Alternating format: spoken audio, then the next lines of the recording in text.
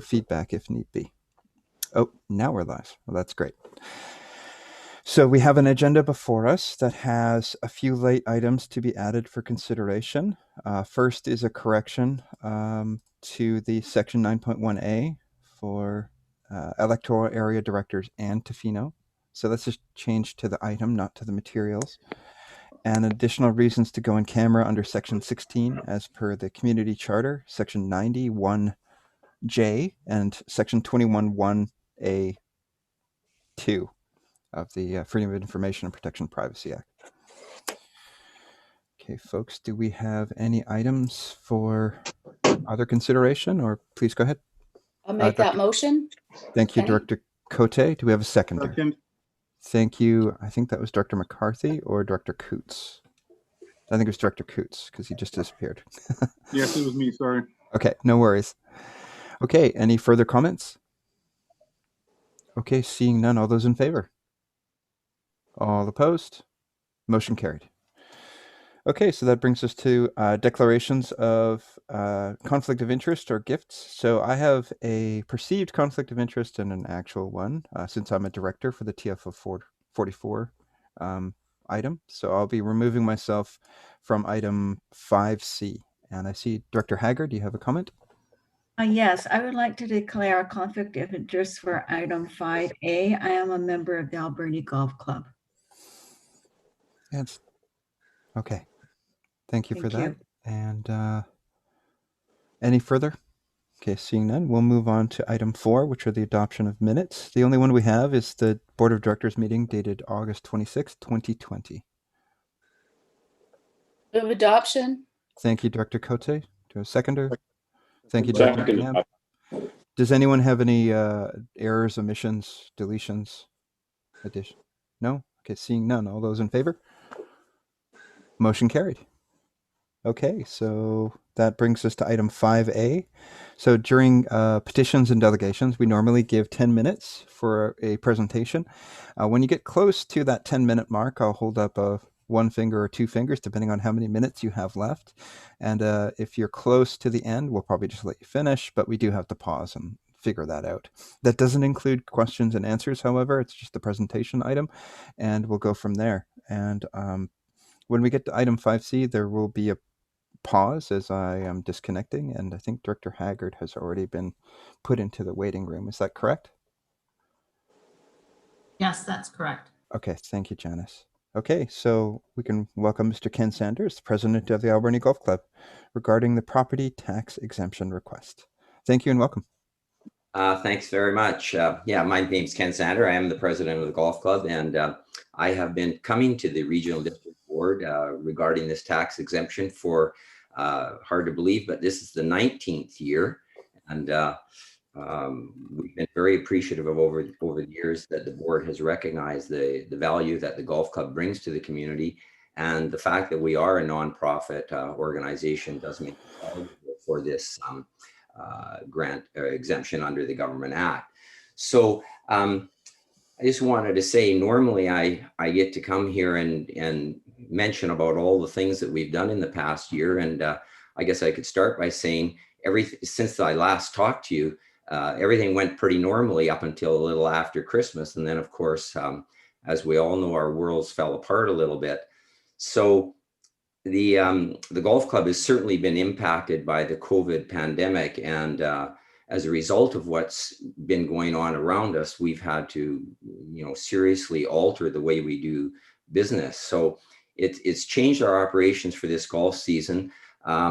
We were closed for approximately 6 weeks, and then we opened in a limited capacity with COVID restrictions and new protocols and new ways of doing things. And we suffered financially a little at the beginning because a lot of members were reluctant to rejoin. When we closed, of course, we had no idea how long we would be closed.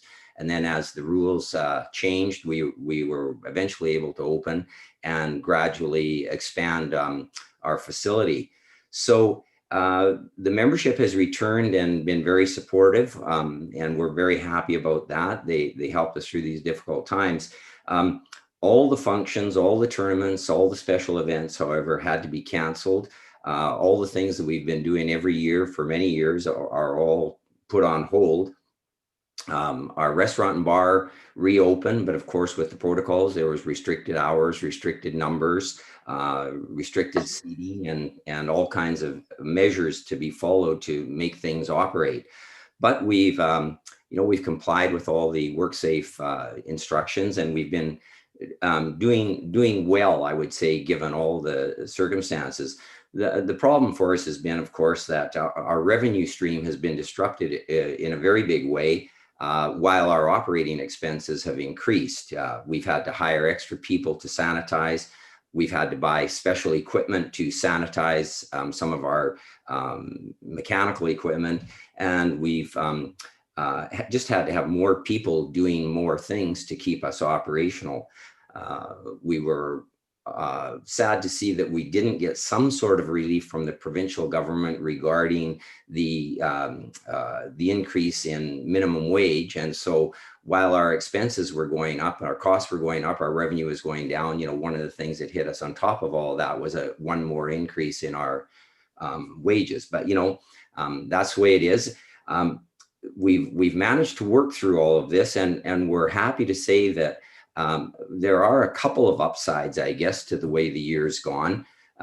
One is that there are a lot of people looking for something to do, maybe anything. And so we've seen a lot of new faces at the golf club, and that's a good thing, we hope. It's nice that we've got a recreational event that people are able to participate in, considering most of the other things, literally all the other things, the ball teams and soccer and everything else was totally shut down. So this is something for a lot of people to try for the first time.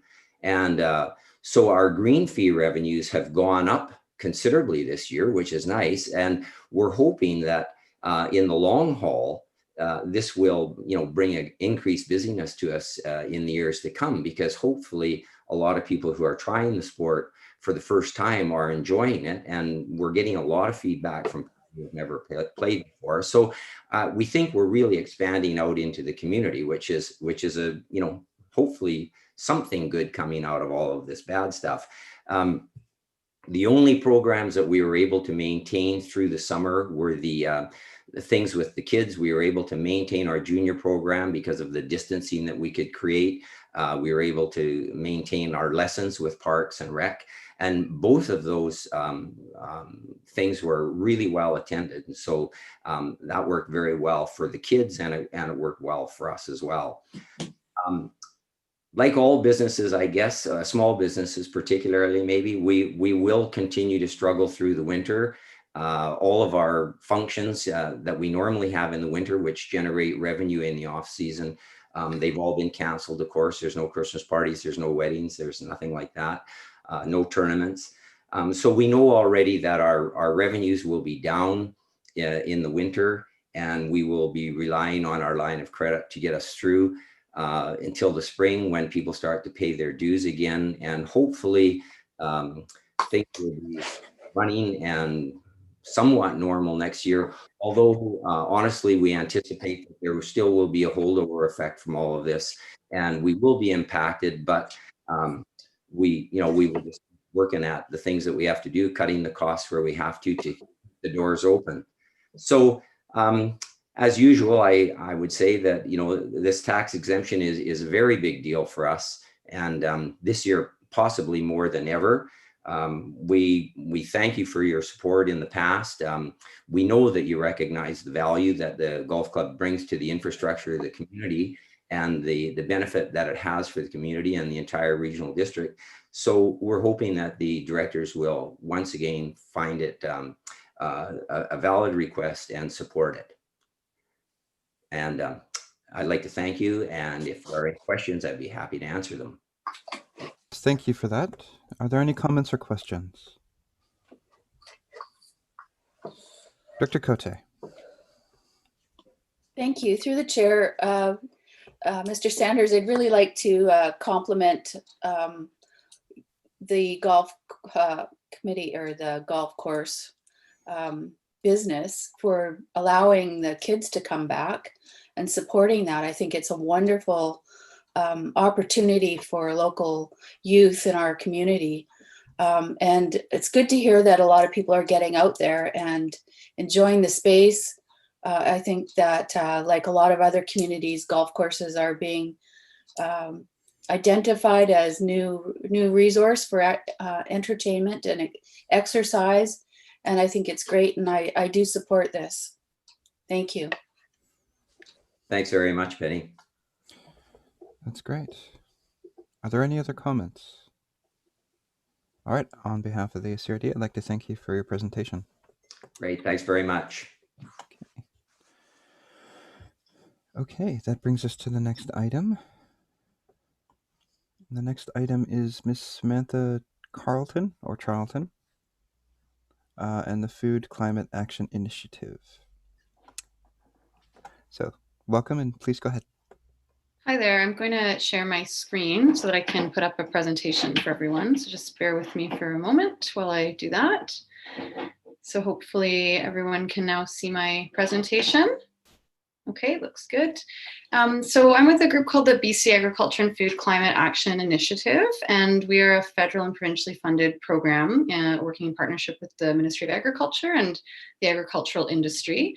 Over the last, I don't know how to advance my slides when they're shared like this. Here we go. And over the last, over sort of late 2019, early 2020, through the fall and winter, we partnered with 6 regional districts on the island, including ACRD, to develop a Vancouver Island adaptation strategy for the agriculture sector. So for climate change adaptation, and I'm just going to recap what that accomplished and where we're going next. So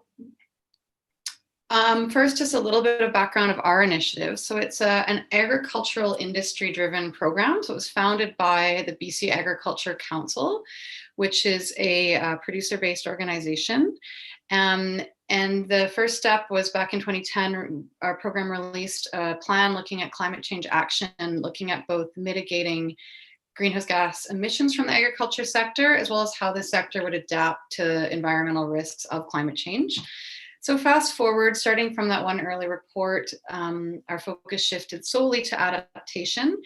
And we're now in our second 5-year phase of programming. So in 2018, we began a 5-year phase of 2 programs. So our initial programs were renewed. And what those are is we work at a regional level and at a farm level. The farm level program is not what I'm here to talk about today, but it's basically typical research and demonstration related to sort of on-farm trials and on-farm practices. The regional program allows us to look at issues beyond the farm gate and issues that require industry and government partnership. So this program so far, there's a map showing you where we've worked. In the first iteration of our program between 2013 and 2018, we worked in the regions shaded green. And we're now working, we've just completed work in the orange shaded regions, including Vancouver Island. So what the program does is it helps the agriculture sector, as well as government partners, deepen knowledge of the risks and opportunities related to climate change. To develop tools and resources that allow the agriculture sector to make adaptive decisions, not just the agriculture sector, but the regional districts, and to strengthen collaborative relationships and capacity to adapt to climate change, mitigating risks and seizing opportunities. So our Vancouver Island strategy, we started late last summer and it was released early this July. So it's close to a year-long process. We did 16 initial interviews with agricultural producers and government partners, including a few interviews and farm visits in the Alberni Valley. We held 6 focus groups over last winter. So we had 2 sets of sessions, and each one we did at 3 locations across the island. So quite a number of your producers attended our focus group that was held in Coombs. And then we completed that with an implementation meeting that brought together partners from up and down the island. The process was guided by an advisory committee, and each regional district had a member. So Heather Shobe, actually, who's is a contractor for your region, whom I'm sure you're all familiar with, was our rep in that case. We had 89 participants and 19 advisory committee members. So that's a mix of government and agriculture. This plan itself, there's a cover there. It goes over the context of the region. There's detailed climate projections, which I won't go into today, but very detailed mapping related to precipitation, temperature, extreme events, looking at 2050 and 2080. And ultimately, through the focus group process, the Vancouver Island plan looks at 4 impact areas. I'm sorry, actually, there's a typo there. Those aren't the correct impact areas, so I'll just jump to those on the next slides. The plan itself has 11 strategies and 32 actions, so looking at solutions to address those impact areas.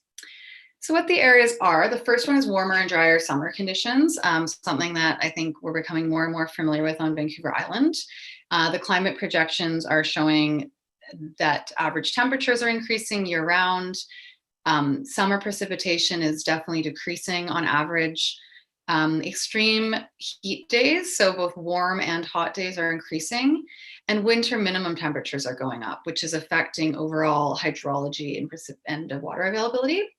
So some of the actions in the plan that we're making some headway with moving ahead on are supporting agriculture input into watershed planning, looking at both supporting watershed planning in agricultural areas, and looking for ways to create and support multi-stakeholder roundtables and councils with a focus on water. As I'm sure you're all aware, there's some good work underway in your region in this area in particular, and we've been actively discussing how we can broaden that work and support it both in your region and looking at collaborating with other regions through our program, sort of adding to incrementally what's already going on in your region.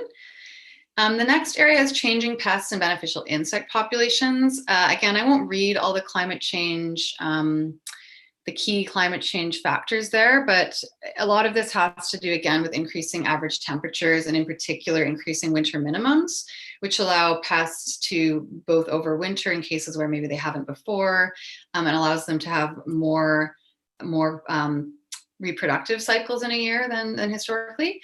So one of the actions, which again, we're making some headway on, is looking at both gathering baseline information on pests as well as pollinators and beneficial insects, and increasing monitoring for emerging pests, pollinators, and beneficial insects. So when I say making headway, the plan is followed by 3 years of implementation efforts where our organization will be facilitating projects. And we do a few projects on the table that are going for funding review currently with our provincial and federal partners, including one related to this topic area. The third impact area is increasing variability and shifting crop suitability. One of the opportunities that comes up a lot with climate change and certainly looks like it has strong potential on Vancouver Island is an increase in growing degree days and in growing season length. But paired with that also comes an increase in extreme events and shifting precipitation patterns, which can make seizing those opportunities challenging. Some of the actions that were discussed a lot on the island and that came up in the plan are supporting crop suitability trials and research to determine what crops and varieties will be the most viable under future conditions.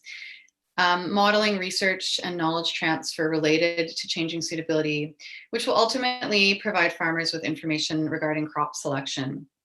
And we do have a project on the table right now that we are looking to secure funding for, which begins to look at this on Vancouver Island.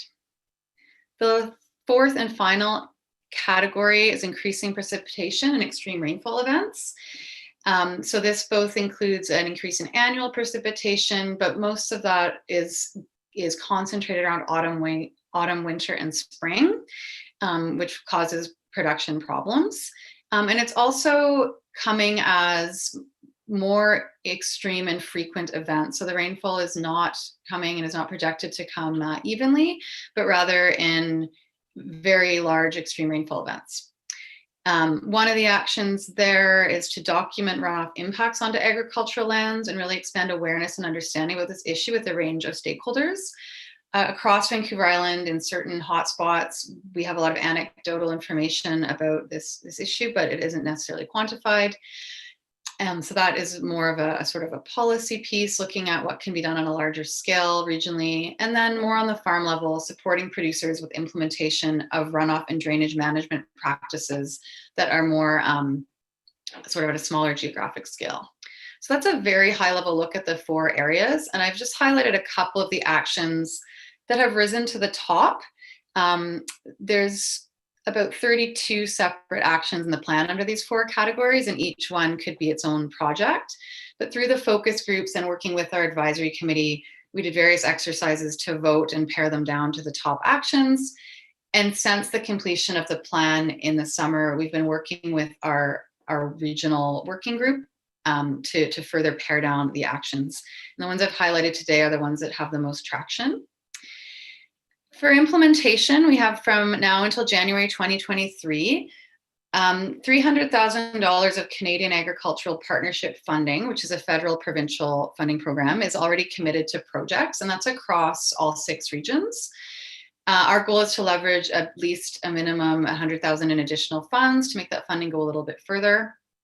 All of the funding decisions for the projects are overseen by a local working group and approved at our provincial level. So our working group is a continuation of our advisory committee that includes representatives from 5 of the original 6 regional districts, as well as numerous producers from across the island from producer organizations.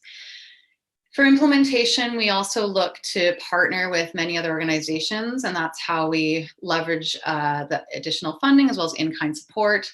And some of the organizations are flagged there, but for each project, it's very unique. How the regional district can continue to participate. So your regional district had some staff involvement in some of the sessions, but primarily it was through the contractor, Heather Shobe, tying us into what's already going on in the region. And your region also contributed 1/6 of the workshop costs, the hard cost for the workshops. Our program committed all of the human resources to the plan development.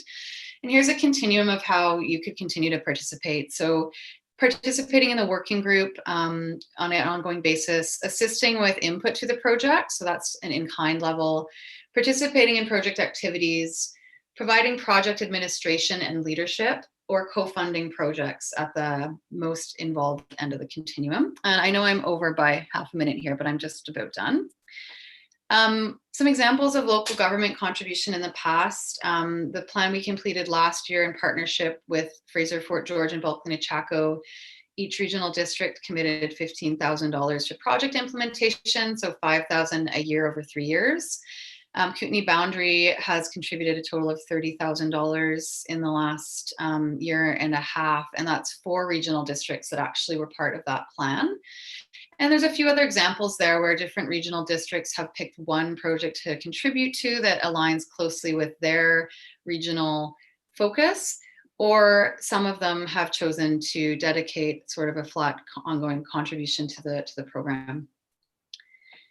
That is just a link to the plan, the completed strategy. You can find it on our website at bcagclimateaction.ca. That's BC Agriculture Climate Action right on the homepage. And a list of some of the media uptake from our media release. The Minister of Agriculture took part in the media release with a visit to Halliburton Farm in Saanich, and she met with some of the agricultural producers that could make it.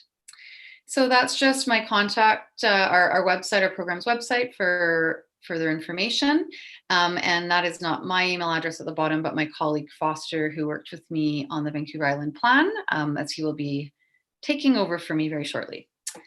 Thank you for your time, and I will stop sharing my screen, and I think we have time for questions. Yes. So apologies for going over time. It was quite close to the end, so it should be all right. Okay, so we'll open it up for questions. I have one in the event that others might not. Does anyone have any comments or questions?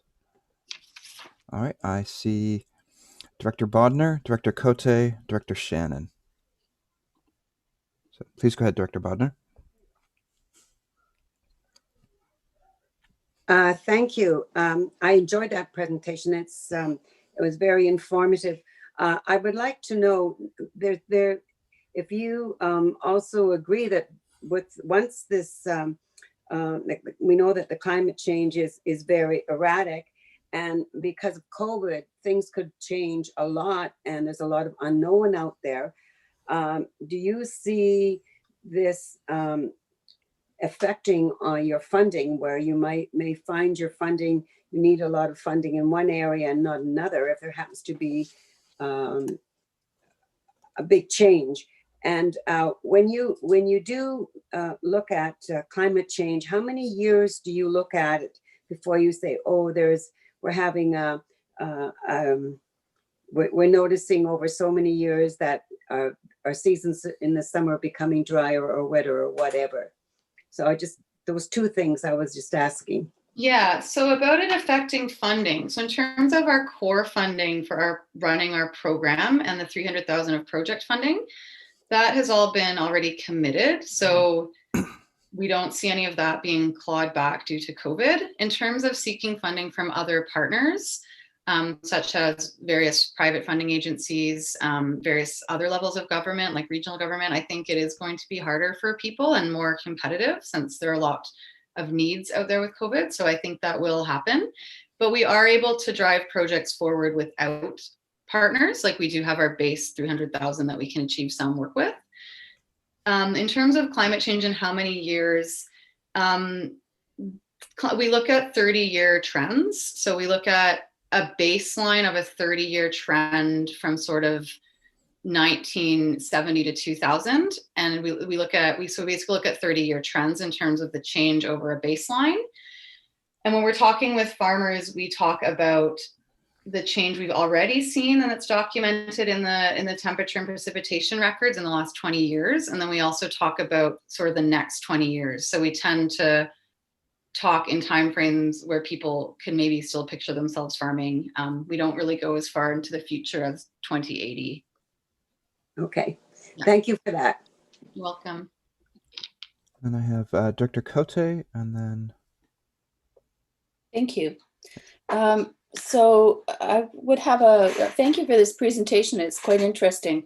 A question to staff regarding the Saltmass Watershed Flood Plan. Would that tie into any of this project? Thank you. Hi, Penny. Yes, I mean, it absolutely could tie in. I foresee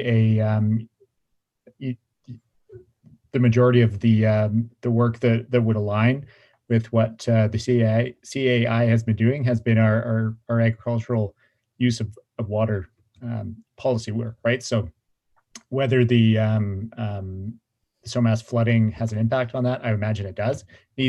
Needs further work, and that might be one of our first projects that we look at partnering on. I would like to note that staff would like to prepare a report that we will provide for the board, detailing opportunities for how we can participate in this process, and I look forward to investigating that as an option. Okay, great. Thank you. I have Director Shannon, and then did I miss anyone? No. Director Shannon, please go ahead. Chair, thank you, Samantha, for the presentation. I know I was invited to participate this in February, but your meetings always landed on board meetings, so I could never attend, but I really appreciate everything that you guys are working on here. And I was wondering if you could send the presentation to all of us so we have a copy of it. If anything, I would like a copy of it. And I just wanted to note that I'm really happy to see the watershed planning component of that, and being like including agriculture workers in those kind of things, because it does have an impact, especially in places here, like in a valley where we get the runoff off the mountains and everything like that, and the impacts that it can have, not just water, but sediment, everything like that, hillsides coming down, that kind of thing. So thank you, and good job. So I can certainly send the presentation. Would I just send that to the email address that sent me the Zoom link? I think I saw nod. Yeah. Yes, it would be Janice or someone like that. Yeah. Okay, great. So I think my question has been answered. It just had to do with the there's a slide about kind of mitigating the increase in, I think it was torrential rain rather than periodic rain, and what could be done to help deal with the issues that could affect the rivers and streams, as well as, from what I understand, it's periodic rains are more helpful to farmers than one big downpour every month or two or a couple of months. So the other thing I was asked or wondering about is does that mean that there might be policy change or practice changes involved in capturing rain and surface water as it comes down and using that at a different time? I'm not certain as to the specifics of how the rain patterns affect, say, the Alberni Valley, but it does seem like when it does rain, it rains for quite a bit, but doesn't. Um, it seems like that would just lead to not being able to use that water in the more dry periods. Yeah, so the plan certainly covers a lot of different levels of how to mitigate the torrential rainpour or deal with it. On the sort of broader infrastructure side, there's of course like green infrastructure, different treatments of riparian areas and wetlands to sort of sink the water more effectively. At the farm level, there's things like soil building, increasing organic matter, using special cultivation patterns to manipulate how water runs and slow it down. There's also sort of farm infrastructure pieces, like improving drainage. And even with drainage, there's everything from sort of smaller infrastructure to bigger investments. So there's a huge scale, a huge range. In terms of capturing water, we do talk a little bit in the plan about rainwater capture. That's really only useful for quite small producers. The amount you can capture isn't going to be viable for many types of production like forage or larger extensive production. But because there are sort of less barriers to rainwater capture than other types of water storage, we have included it in there. And we did reference a few really good like urban rainwater programs and mentioned in the plan doing something parallel potentially for agriculture.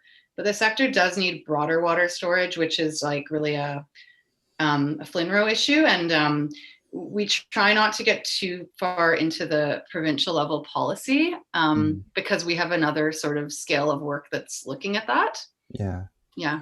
And then the last thing, and this kind of has been covered by the conversation about floodwater, is the information that you glean over that 20-year period and now, or 30-year period, and now we're going into a 20-year period from 2000 to now. That information could inform how forestry operations surrounding farmland could be operated as well, because I think that's something that needs to be considered. And so I'm glad that FLNROAD is involved there. Just interested how they would use that information, if at all. It seems like an economic and cultural kind of activity that shouldn't be ignored as well. I think that's more a statement than a question, but yeah, I'd like to thank you on behalf of the board for having us, or having you here, and we will probably interact with you even more in the future. So thank you. Great. Thanks very much. I will sign off now. Bye-bye. Okay. And then I'll ask Janice to maybe kick me out, and I'll be back later. Thanks, everyone. Hey, John, just before you, oh, he's gone. That's okay. He will be declaring a conflict of interest for our next delegation under 5C, but then also under 8A. So we might just do the correspondence in between without our chair in the room. So thank you. Good afternoon, everyone, and welcome, Nathan. I think you are making the presentation today, correct? Yes, it is a solo delegation. Okay. Yes. Take it away. Thank you.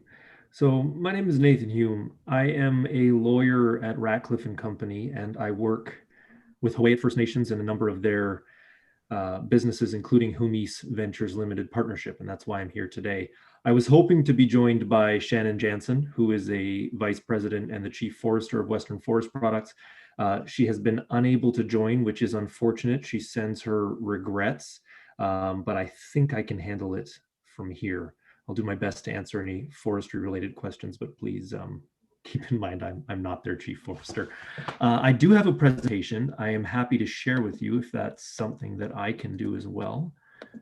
You should be able to. Great.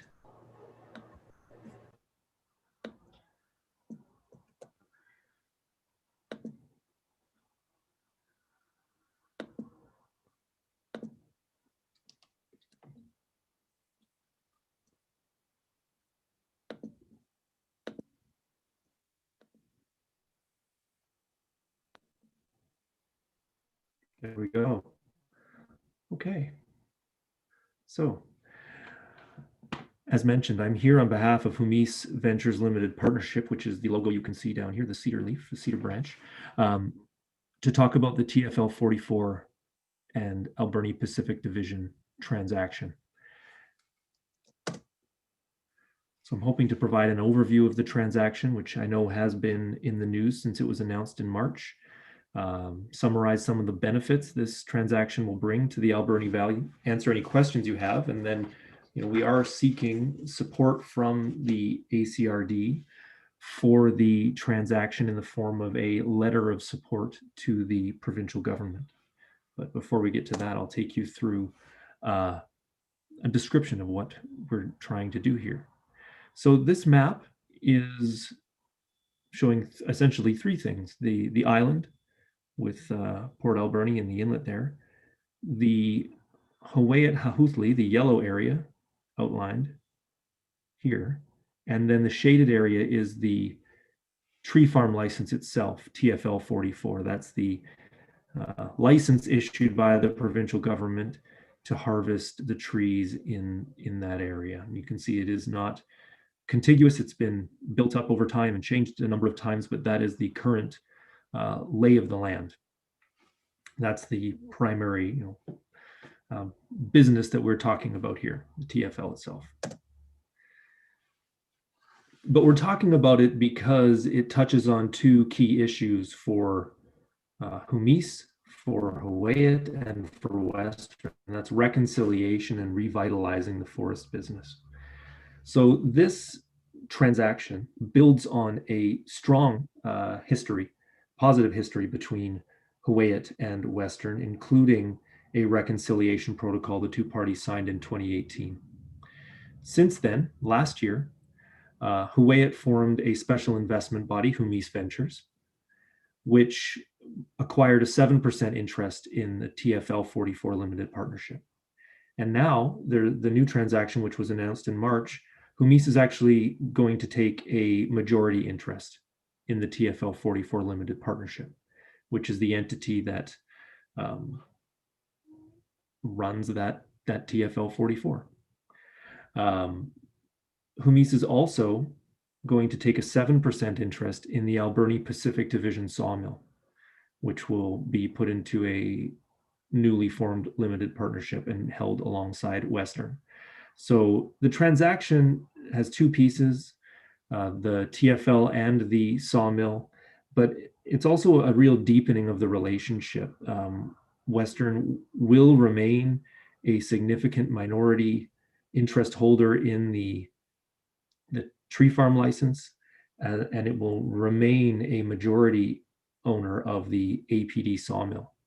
So Hawaiiat via Humis will be playing more of a role, but Western will remain deeply involved.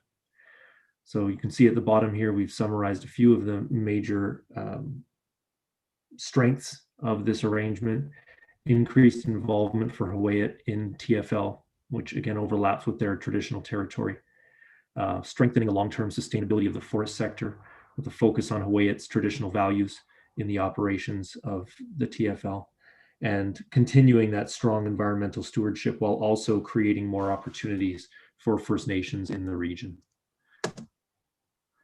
So to summarize the ownership and operations of the business going forward, again, Hawaiiat First owns Humis, and Hawaiiat also has experience with the forest industry, including at HFN Forestry Limited Partnership, which holds its own tenures and conducts its own business.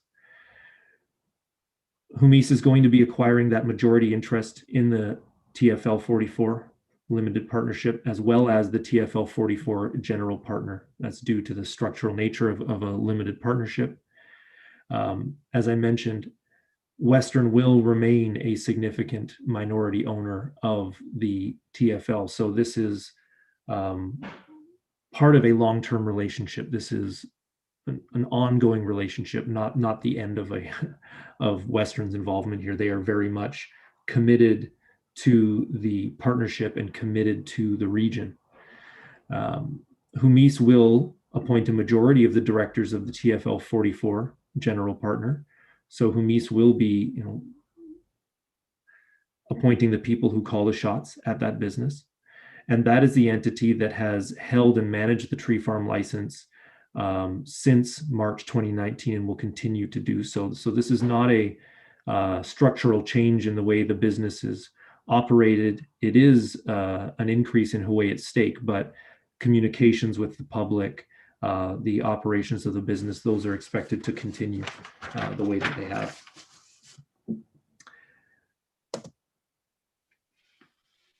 Some of the benefits for the Alberni Valley from the transaction are summarized here. Of course, jobs. Again, we're talking both about the harvesting business and the APD sawmill. So we've got full-time, stable employment opportunities. It's going to remain a significant employer for the region, both directly and via contractors. There's, of course, ongoing training opportunities. Forest management. Hawaii has a strong focus on sustainability and environmental protection, and old growth protection in particular. At the same time, TFL 44 will be able to draw upon Western's know-how, Western's long-term investments in its own systems and inventory. So there's an opportunity to continue to benefit from that scale of a world-class forest operation. And again, a continued commitment to an independently certified forest management system. So look at the operations continuing as they have. First Nations, this is a big upside from this transaction. Not only will Hawaii again be taking a minority or majority interest, through Humis, but there will be opportunities for other area First Nations to advise TFL 44 via an advisory committee that'll be formalized and will enable them to give input on forest stewardship, operations, trainings, jobs. There will be other economic opportunities for First Nations in this business. And then on the economy, which is an issue that extends beyond First Nations, of course, looking to increase business opportunities and really sustain and strengthen domestic manufacturing in the valley. That's APD. And supporting a range of short and long-term priorities within Hawaii, whether it's new programs for citizens, housing, watershed restoration, which is something they've been doing for a few years now, or elder services. There's a wide range. So the transaction was agreed in March. It is subject to certain conditions to closing, and those include approval of Hawaii citizens, as well as approval of the provincial government.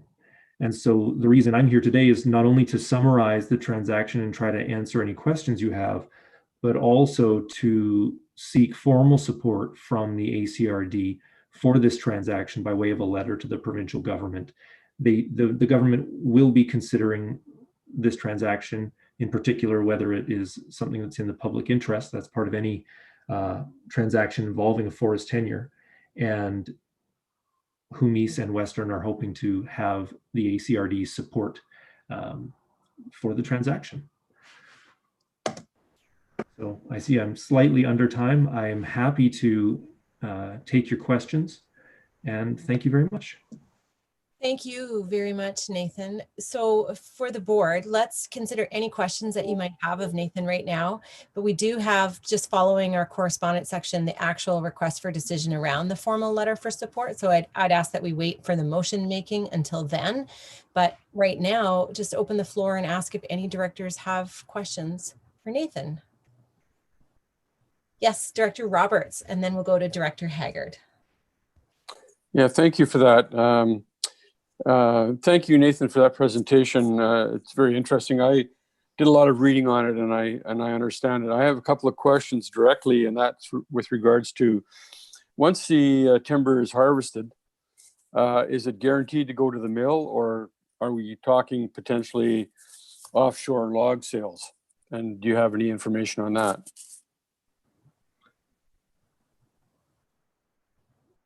What I can say is that the harvest will be focused primarily on Western's existing operations. APD remains a a major consumer of the harvest from the TFL, as do other Western mills in the region.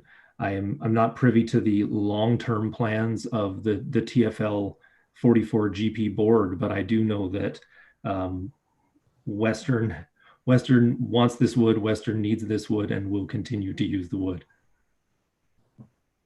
Okay, that's great. And I really appreciate the fact that not only with First Nations, but throughout the Alberni Valley, the support for that, I'm sure, is really present. But I totally appreciate the economic support that will be coming with that as well. So thank you for that. Great. Thank you. Director Haggard? Thank you, Madam Chair. Just a comment. I have talked to several people in different sectors of the forestry industry about this, and everybody seems to be very supportive of it. I don't know a lot about the industry in detail, but you know, we live here in the forest industry in Port Alberni. It's our major industry, but everybody seems to be very supportive and is looking forward to this transaction. So I'm very in support of the motion. Thank you. Thank you, Director Haggard. Are there any other directors that have questions? Yes, Director McNabb.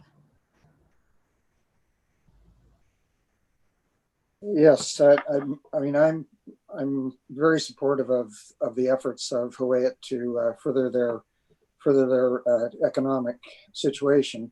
I do have a question with regards to the actual legal position of the company once it becomes controlled by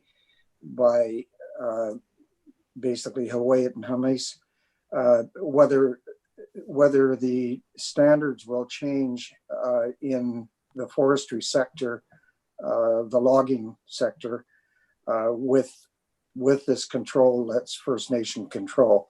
So that was brought up in some of the conversation and from our WEWAG committee. So I'm just wondering how that affects daily operation. My understanding from Huu-ay-aht is the phrase they like to use is meet or beat. Meet or beat regulatory standards. I'm not, well, what I can say is I'm not expecting any changes to the downside. Huu-ay-aht is strongly committed to long-term stewardship. They're also making a significant investment in this business, so they will need to see economic returns, but they are committed to balancing those two issues, environment and economic returns, in a responsible way. I mean, this is their traditional territory. As I mentioned, they want to see this business succeed, but they also need to see the territory recover from what it's endured over the last couple of generations. Thank you. Director Beckett. Thank you. I spoke with Chief Dennis last week at length about this, and I am in support. And I think that, you know, when we talk about best practices, I have full confidence because of the Huu-ay-aht stewardship in all sorts of matters, including forestry, that they're going to do an excellent job. And the other thing that I wanted to mention after talking to Chief Dennis is the fact that they're looking at very innovative processes. They're looking at how can the Huu-ay-aht Nation capitalize on what would typically be waste wood that's left there to burn or to rot. And I can't quite recall the conversation, whether it's hemlock, but you know, he talked about finding ways to find markets for, you know, wood that normally wouldn't be used, wood that could be used for pallets, and instead of rotting in the woods, find ways to use it for employment and other opportunities. I'm really impressed with the vision. I support this. Thank you, Director Beckett. Are there any other questions or statements?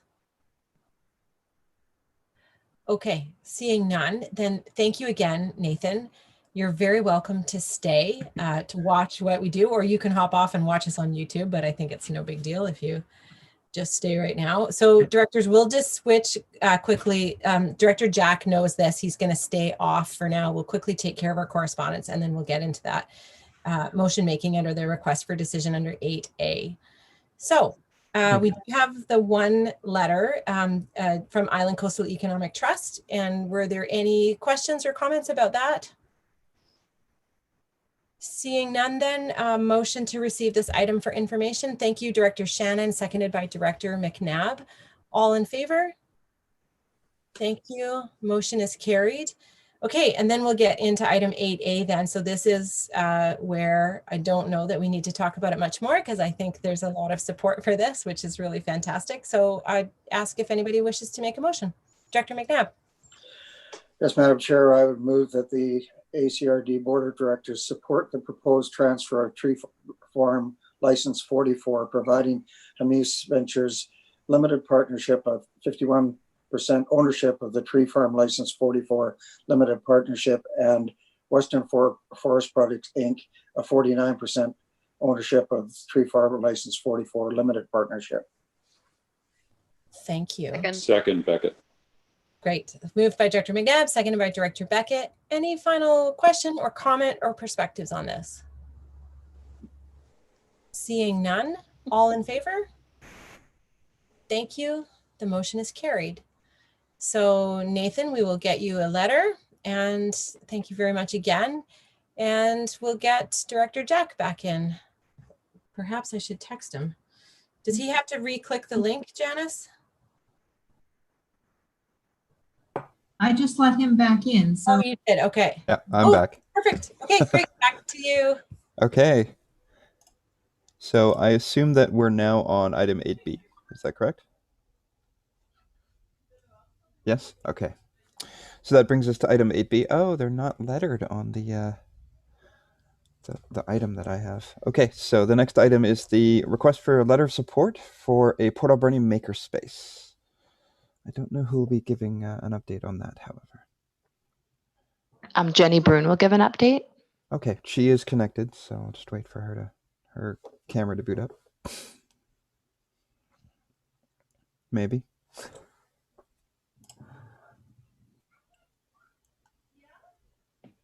Oh, she doesn't look like... Oh, there she is. There we go. Jenny, are you able to connect? I see that you're a participant, but you need to turn your camera and microphone on if you can.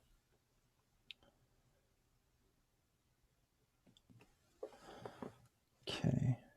She may have stepped away, so perhaps we'll move on to the next item, and then when she is available, we can come back to it. So the next item I see here is a request for decision regarding an update on the Banfield tipping fee pilot program, free tipping fee pilot program, which is probably also Jenny. Is that correct? Yes, that is also Jenny. Okay. Mixed recycling, that's also Jenny. Okay, well, someone else works on that. Would you be able to, Wendy, go through the last item in item 8, which is methods for holding ACRD and committee meetings during the pandemic? Yes, I can talk to that one.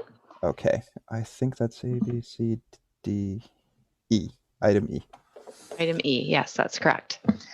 Great. So at the last board meeting, directors resolved to continue holding our board meetings via Zoom video conference during the COVID pandemic. This board also directed staff to investigate further options for holding in-person committee meetings, smaller committee meetings. So in my report, I've outlined 3 options for holding ACR board and committee meetings: full Zoom, hybrid, or in person. Staff are proposing to hold upcoming electoral area directors committee meetings and West Coast committee meetings with all directors in attendance. In the EA would be in the boardroom, and the West Coast committee would be in the District of Tofino office.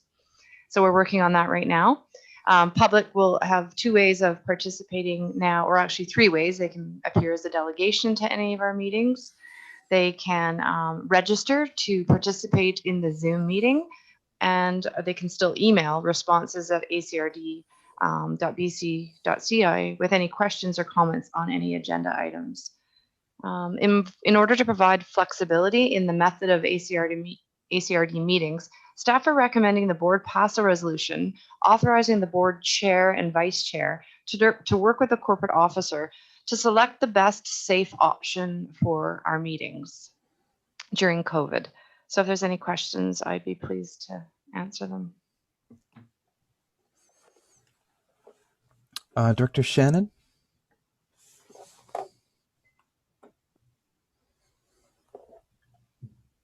You're still muted though. Thank you. So correct me if I'm wrong, but I'm reading this as if we pass this, then we're going to kind of play it meeting by meeting, what method would be most appropriate for that meeting. Yes, that's correct. It would give us that flexibility. Okay, thank you. Okay, I see Director Cote. Thank you. Through the chairs, I'm just wondering, these are board and committee meetings for the directors. And I'm just wondering if we have a meeting at the regional office, how does that affect the number of members of the staff that can be in attendance in the building at the same time? Thanks. Thank you. So it won't have, directors would enter through the boardroom so that we can have the staff, the office is separate from the boardroom.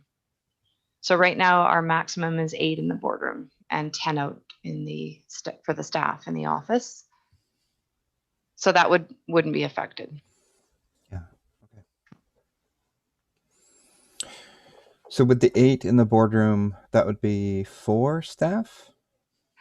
What we would probably do is, for right now, we need our IT manager to be in here live streaming and recording.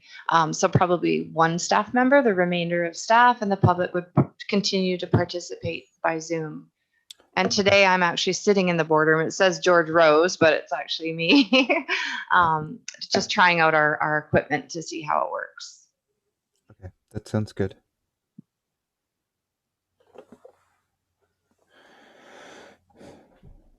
Okay, so it seems as though, so the language of the recommendation, oh, sorry, Director Roberts, please go ahead.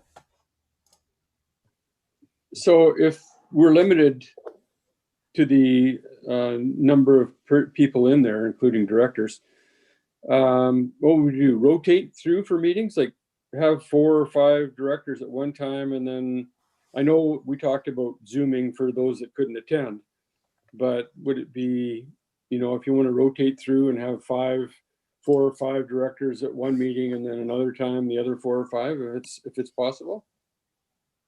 Yes, and so by giving this flexibility to the chair and vice chair, we'll work on that. So if it's a smaller committee, for example, the electoral area directors committee, we can fit the entire committee in 1 staff member or 2 in the boardroom. So we'll look at each meeting and the options to safely hold our meetings. So yes, that is definitely an option we can look at. Okay. Does anyone else have any more comments? Director Shannon? I was just going to move the motion. Okay. Perhaps you should read it out just in case. Okay. Thanks. I'll move that despite bylaw A1075, Alberni Clayoquot Regional District ACRD Board of Directors Procedures Bylaw and the terms of reference for ACRD committees, authorization be given to board and committee chairs and vice chairs to consult with the corporate officer to determine the method for holding board and committee meetings during the COVID-19 pandemic while adhering to public health order requirements and Minister Order 192 as follows: full Zoom meetings or hybrid meetings or in-person meetings. I'll second that, Mr. Chair. Thank you, Director Haggard. Are there any further comments, discussion? Okay, seeing none. All those in favor? All opposed? Okay, motion carried. Okay, thank you. So thank you, Wendy. So that brings us back to item 8B, which is the request for decision, a request for a letter of support for the Port Alberni Makerspace. And we have Jenny, if you will. My apologies. So we at the last AVB meeting, we had brought forward a report asking for support. The Alberni Makerspace has partnered with Literacy Alberni, and they'd like to put a grant application in to get some money to help renovate the space upstairs. It's fairly bare bones right now. And we discussed it, and the committee recommended that the board support submitting a letter of support.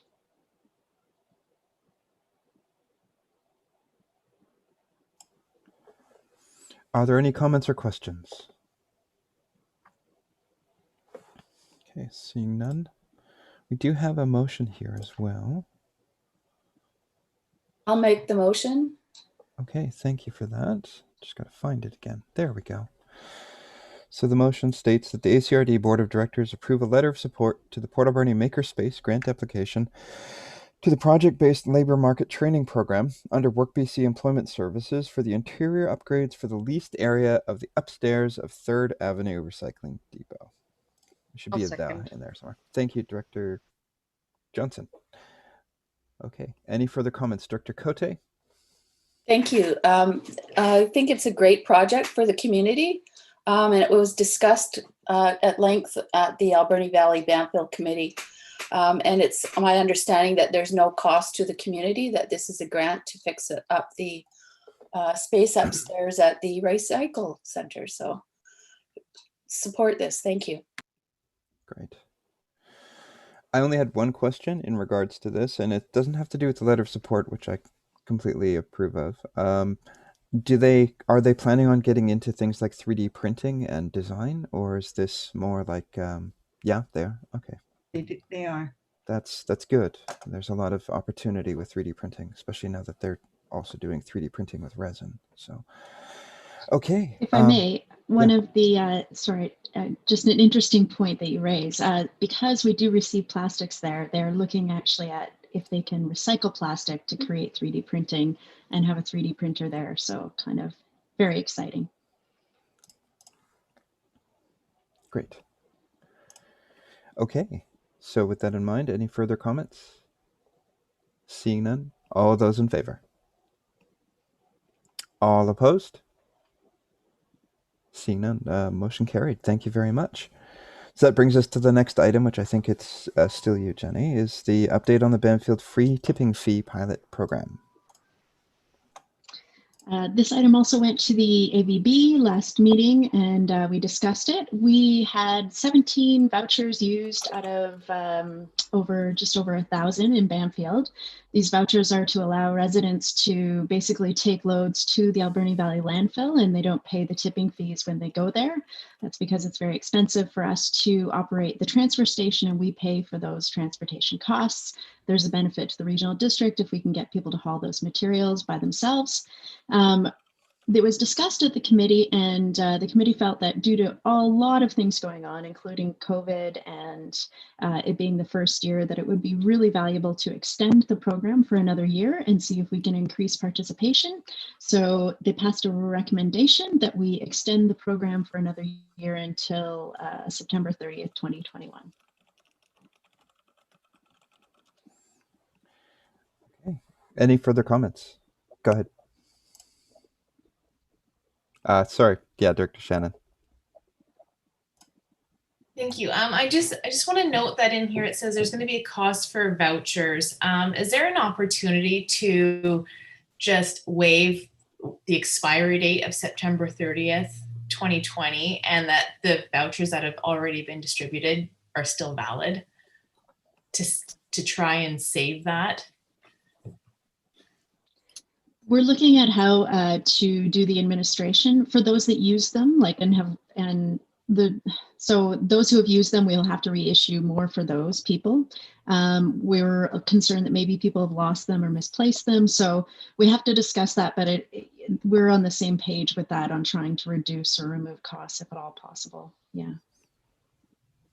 Yeah, just to follow up, because if only 17 vouchers out of 1,125 were used, it just Yeah, thanks. Any further comments?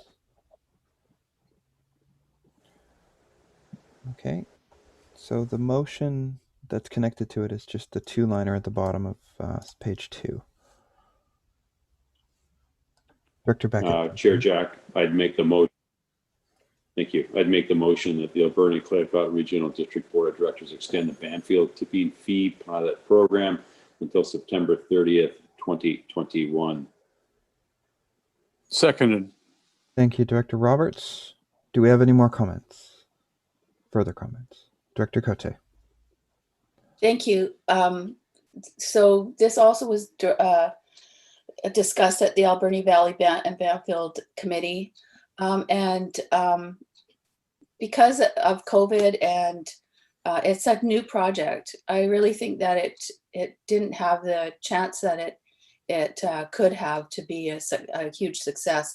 And really almost 3 tons of waste that was brought in is something that we didn't have to deal with through the regional district. And I think that is a success in my mind, even though there was only 17 vouchers used. It was heavy items. So thank you. Thank you for pointing that out. Okay, any further comments? Seeing none, all those in favor? All opposed? Okay, all right, motion carried. All right, thank you for that.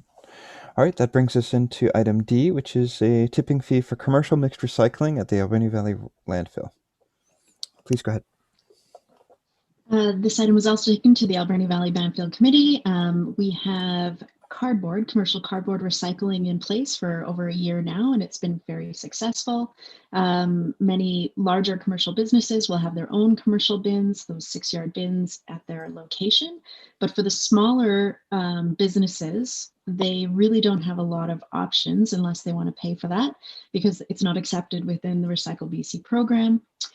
So with the success of that, we've actually had a lot of inquiries from commercial businesses who also want to put in mixed containers. So that's your metal and plastic containers. And there is commercial services available. So we are looking to set up basically the same system. We'll have 2 large bins for cardboard, and then we'll add in 2 bins for mixed containers. Commercial businesses can come in, pay the tipping fee, and then use the service at the landfill instead of setting up their own at their own business. The committee recommended that the board pass the or adopt the amendments to the bylaw to make that possible. There's 1, 2, 3, 4 separate motions for that. Any comments or questions? Director McNabb, I saw that you unmuted. Please go ahead. Oh, okay, sorry, I thought you said somebody else. No. So I would like to make a motion that the Alberni Valley and Banfield.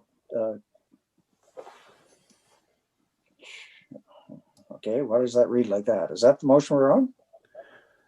We should be on the one at the top of the 3rd page. It should say the 3rd page. Yeah. Now your 3rd page and my 3rd page is a couple of different things. Oh, I'm on the updated one that shows the changes. So I'm, yeah, okay. Okay, so I'd move that the Albany Clayoquot Regional District Board of Directors approve adopting R1029.3 Alberni Valley Landfill Tipping Fee and Regulation Amendment 2020 to include a rate for commercial mixed recyclables at the Alberni Valley Landfill at $200 a metric ton with a $15 minimum charge. Mr. Chair, if I may, we require all 4 readings to be done separately. So we would start with the first reading of bylaw R1029-3. So is it possible you have the I must have an old agenda or something. You might be looking. I don't have anything other than that. It's on page 3 of your agenda, the resolution? Yeah, Wendy, I think he just has the Alberni Yeah, but I'm Valley down on one up. Oh, Yeah, okay. So page 37, if you went to that, 37. or you could go to your front pages. Oh, there we go. Okay, yeah, that Yeah. came up. Okay. Thank you. Alrighty, so let's try this again. That the Albany Valley Claycourt Regional District Board of Directors give first reading to bylaw R1029-3, Albany Valley Landfill Tipping Fee and Regulation Amendment 2020. thank you. Seconded by Director Shannon. Do we have any comments? All right, seeing none. All those in favor? Motion carried. And I would move that the Albany Valley Regional District Board of Directors give second reading to bylaw R1029-3. Okay, and we have second by Director Cote. Thank you for that. Any further comments? Seeing none. All those in favor? All opposed? Sorry. Motion carried. And I would move that the Albany Valley Claycourt Regional District Board of Directors give third reading to bylaw R1029-3. And we have a seconder, Director Shannon. Thank you. Okay. All those in favor? All opposed? Motion carried. And I would move that the Albany Valley Regional District Board of Directors adopt our bylaw R1029-3, Albany Valley Landfill Tipping Fee and Regulation Amendment 2020. Thank you. Seconded by Director Bodner. Any final comments, Director Cote? Thank you. Just for the audience, if there is any, the reason that this is at the landfill is and not at the recycling is because it cannot be at the recycling. And maybe Jenny Bryn could actually explain that. Thank you. Certainly. The Third Avenue Depot, as well as the landfill, we both have two locations where residents can bring recycling. That is through the Recycle BC program. And under that program, that accepts all materials produced from residential properties, but it excludes the commercial properties. Commercial businesses are responsible for their own recycling. So that's why this is a separate stream. Okay, thank you. And I think Elena's connected, so that's a good question. Thank you, Director Cote. Okay, any further comments? Director McNabb. It is, I mean, I see it as really counterproductive in the work we do that it can't include all of the recycling that's available on a residential basis. Some of the things that are produced in the course of business are not allowed to be recycled within this program, and they would be if it came out of a household. So that product is going to end up in the garbage, and I just, it makes me almost ill to think that we can recycle that product, but because of waste streams and politics, we can't. So hopefully the next go around, we'll be able to figure out a way to get that included as well. Thank you. Sounds like something we can mention at strategic planning, so thank you for that. Okay, any further comments? Okay, seeing none. All those in favor? All opposed? Motion carried. Director Beckett, is there a bit of a delay? Because sometimes it seems like you're opposing. Okay. Okay. All right, thank you, everyone. Declare the motion carried, and we will move on. Oh, we've already done that one now, so that brings us to item 9. And this 9.1a does include Tofino. That was one of the things that was updated in the agenda. So this is RC 19003, Clydequit Wilderness Resort Limited, Lot 694, Bedwell Sound, Long Beach. It is a rezoning application. So Alex, yeah. Thank you, Chair Jack. As Chair Jack mentioned, we have a rezoning application to allow for additional seasonal staff accommodation to be built at the Clackwood Wilderness Resort in the Bidwell Sound area. All conditions of rezoning have now been met, and staff are recommending that the bylaws be adopted. Happy to answer any questions. Thank you. So there are 2 motions attached to that. Are there any comments or questions? Dr. Osborne. Thanks very much. I'm very much in support of this, and thanks to staff for all the work. A quick question that occurred to me though is, could you just explain how monitoring of restrictive covenants works for the regional district, and how do we take care of that when something is so far away?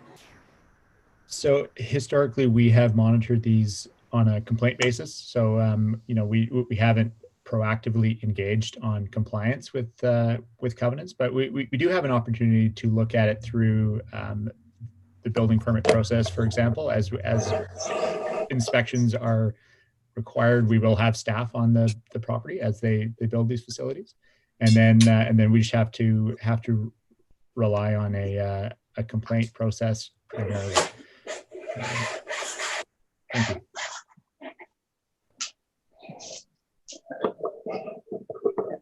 Thanks very much, Alex. Yeah, I think this is, I mean, just flagging for later conversation, maybe. I think this is an issue. Certainly we've faced this in Tofino before around covenants and development permits that are approved and given. And it's a really difficult position for a local government to be in, to be kind of, you know, receiving it on a complaint driven basis.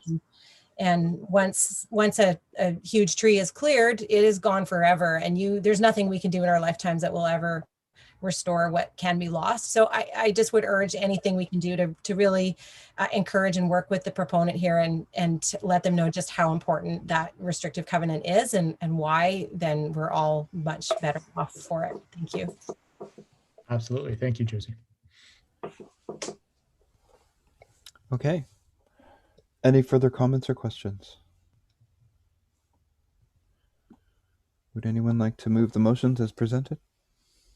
I'll make that motion that the bylaw P1394 Regional District of Alberni Clayoquot zoning text amendment bylaw be adopted. Do we have a seconder? Thank you, Director Shannon. Any further comment? Director Beckett, do you have a comment, or was that a vote? No? Okay. All right. With seeing none, all those in favor? All opposed? Motion carried. Okay, so that brings us to, oh wait, there's another motion there. My apologies. That the bylaw P1395 Regional District of Alberni Clayoquot zoning atlas amendment bylaw be adopted. Do we have a seconder? Thank you, Director Cote. Any comments? Seeing none, all those in favor? All opposed? Motion carried. Okay, that brings us to item B, a development variance permit application. Alex? Thank you. We have a development variance to reduce the side yard setback from 15 feet to 5 feet to accommodate an addition to the house and accessory building. This is a property at Sprout Lake at 10067 Colson Place. Neighboring residents and property owners have been notified, and no correspondence was received. Staff are recommending that the variance be issued. Thanks. Director Cote. Thank you. I'll make the motion that the Board of Directors issue development variance permit DVD 20005. Great. Do we have a seconder? Thank you, Director Bodner. Any further comment? Director Shannon, go ahead. Thank you. Just a quick question, just for clarification. So this is for the new proposed concrete columns and the proposed addition, or is this also to bring in the existing garage into compliance? Sure, I can clarify that. So what they're doing, so right now the garage is separate from the house, and the garage complies with the accessory building setbacks in that zone. And now what they're doing is the addition will bring the whole building. It'll actually attach the garage entirely to the house, making it part of the dwelling. So it changes that setback. So not only is it approving the new construction that will be within the setback, it'll effectively change the use of that garage to a part of the dwelling. So thank you. Okay. Any further comments? Okay, seeing none, all those in favor? All opposed? Motion carried. All right, thank you. That brings us to another development variance for Beaver Creek. Go ahead. Yes. Next one up is property at 6572 Hills Road. This one is a development variance application to reduce the rear yard setback for an accessory building from 15 feet to 6 feet to allow for the construction of a shop. The Beaver Creek APC did meet on this application and they supported it. Following this, if the board proceeds with it, we will notify neighbors and property owners within 100 meters and seek their comments. Thank you. Okay. Director McNabb. Yes, I remove that the Board of Directors consider issuing development variance permit DVE 200004, subject to neighboring properties being notified as per Government Act S499. And I just have a comment after. Do we have a seconder? Thank you, Director Bodner. And go ahead, Director McNabb. So this was actually an old road right away up until about 8 months ago. And the homeowner went through the process to purchase the old right away and wishes to build a garage shop, reasonably small one. And the reason that it has to be set back this far, I mean, it's a fairly large piece of property, but is because there is a large culvert that's already existing underground that they're trying to build without disturbing the culvert. So it's a reasonable request, and I think the neighbors will support it. Thank you.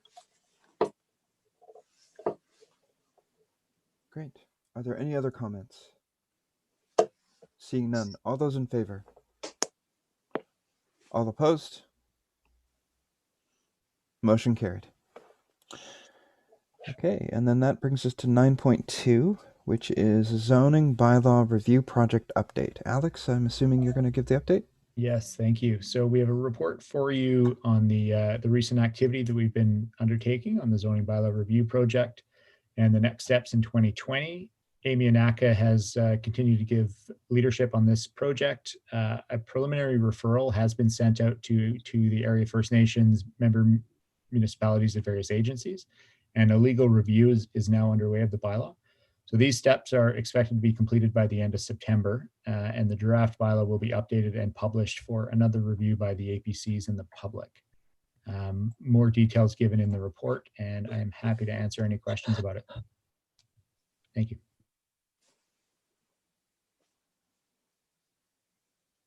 Director McNabb, sorry. So my comment with regards to this is just the efforts we're going to make in order to get the public to actually be involved in the public process of this. You know, I think we're really going to have to put a concerted effort and a lot of thought into how we get that done, because even when we have the full system of being able to have open houses and whatnot, the participation is really very, very low. And that's not what we want and what we need. We've had other bylaws that have been put into place, major bylaws that have received very little public input, not because it wasn't available, but because the process didn't really fit the public. And so I think more important than the bylaws themselves is the process. And I think we need to modify that in a very positive way to get this public input, almost reinvent the wheel, and certainly in these times. So just a thought for that. Thank you. Okay. Any further comments? Myself. Go ahead, Dr. Cote. Thank you. Yeah, I have, it says if the board may wish to seek additional public feedback as part of the ACP review of the drafted zoning bylaw following legal review and pre-referral. So does that mean that once we've completed this, it's an additional public engagement, or is it just part of what you're planning? So that's just meant as a note to highlight that the last formal public engagement process for this were the open houses that were held last summer 2019. It has been available on our website ever since, and you know, we have periodically engaged with groups and individuals and things like that, but we haven't really undertaken a formal process since then. And I would certainly echo Director McNabb's concerns about trying to seek effective public dialogue on this is really key to making this a successful program. We are thinking about it, and you know, if the board wanted to direct us to spend more time on a more fulsome public engagement process over the fall, we'd be happy to look at options. Absolutely. Can I keep going? Thank you. There's some land use contract issues as well that we need to deal with. Yes. So the land use contracts are the province is mandating that they be repealed and adopted into zoning bylaws by, I think, 2024. So as part of this zoning bylaw update process, we've contacted each of the land use contracts. There's about a dozen in the ACRD, and then we've crafted zoning that match what their current land use contract provisions allow, and update some of the wording. So the idea is that through this process, as we get closer to adopting the zoning bylaw, we do have to, there's a statutory requirement that we have to terminate the existing land use contract and then adopt it into the zoning. So that work is happening behind the scenes as well. I have a couple more questions, if I may. So there's a short-term pause adopting zoning amendments. So how are we managing that? Yeah, so we need to come up with a plan for that as well. So as we are considering these zoning map amendments and zoning text amendments, we're actually amending the original zoning bylaw, which was bylaw 15. And through the update process, as we adopt a new bylaw, we'll actually be repealing the old bylaw and replacing it with the new bylaw numbers. So it complicates the process around how we deal with bylaw amendments. You know, we haven't initiated any pause yet or told anybody that we'll be holding up their applications, but we need to come up with a plan once we get first reading of the new bylaw and prior to adoption of the new bylaw, how we handle those bylaw amendments. So I think we will chat with our legal counsel about that through the legal review, and just make sure that we're doing the right thing process-wise, but also making it fair for people who are trying to rezone their properties. Thank you. One last, just what is the date for the first reading? Do you have a date set? Thank you. We don't yet. It really depends on the feedback we get through the referral process and the legal review, and then whether we conduct any additional public engagement through the APC review process as well. So hoping to do in the fall, absolutely, but I don't have a confirmed date for you, unfortunately. Okay, thank you for that. I just have the one question then. In regards to all the, I believe the contracts you said, is that something that needs to be handled while we're in the process of updating it? Is that something that can create a delay or that sort of thing? I think that's more of a corporate officer question, maybe. I just want to make sure that we get our timelines right, so it's connected to what Dr. Cote was saying. Absolutely. I mean, it'll happen concurrently with the adoption of the new zoning bylaw. So that work is underway, and okay. it'll just the board will have to. There are specific resolutions that the board will have to include, and we'll make sure we get those in the future staff reports as you consider the new zoning bylaw. Okay, thank you very much for that report. Could we get someone to move to receive the report? Thank you, Director McNabb. Do we have a seconder? Director Cote, thank you. All those in favor? All opposed? Motion carried. Okay, the next item is for all directors, and that is a letter of support request for the District 70 school garden programs. Thank you. I can highlight this one real quick here. So supporting school garden programs is a key component of our Grow Local initiatives, and the Agricultural Development Committee has put some work into identifying a need for more to work more proactively with the school district, I suppose, and promoting the community benefits of the garden programs and promoting collaboration between the different community and school-based garden programs we have in the region.